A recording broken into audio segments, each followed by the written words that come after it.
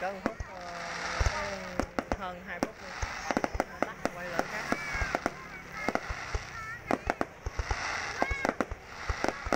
Đẹp không? Phải cái cuối cùng mà nó bắn ra hình con heo nữa mới đẹp. Này nó có chỉnh ấy gì chứ. Công nghệ chưa tới. Năm 10 là bắn ra con heo, bắn ra con chơi mà.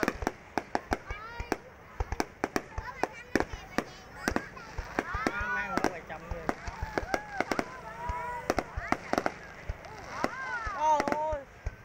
Ngón này mới đẹp nè. Đẹp ở đây dung lượng nè.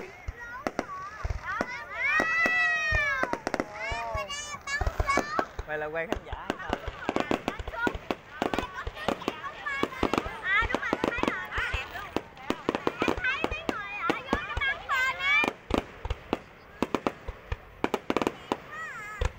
Ôi ôi, chiếu rồi. Con lép nữa. Hết. Sắp hết rồi.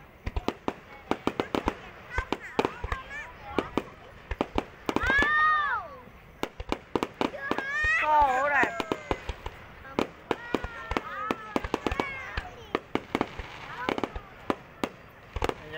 Thâu là 3x dư rồi.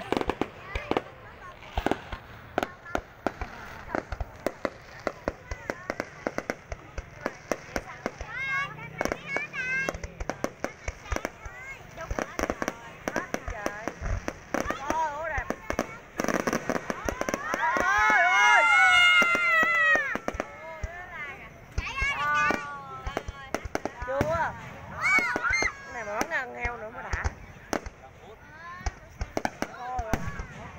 Má cái gì cũng nổ ớn. Trời ơi. Trời ơi.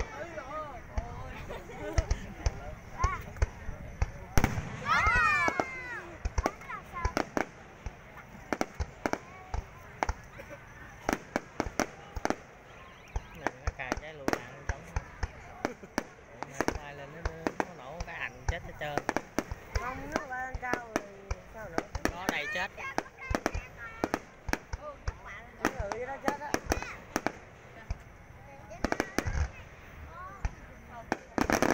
Ôi ơi.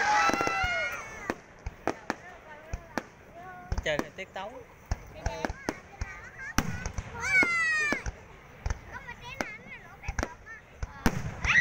Đúng ha.